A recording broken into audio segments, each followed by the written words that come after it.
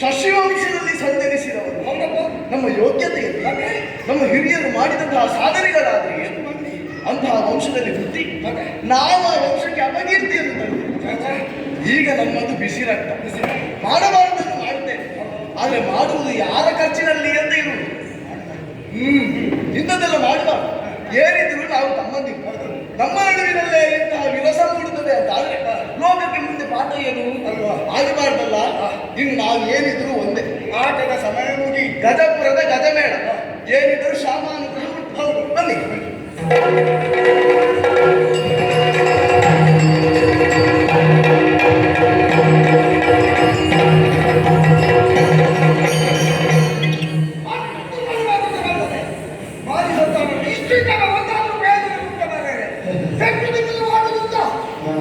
ಯಾರಿಗೆ ಹೇಳಿ ಸಾಯ್ತಿಲ್ಲ ನನ್ನ ಪ್ರಾರಬ್ಧ. ಅಭಿಮಾನಿ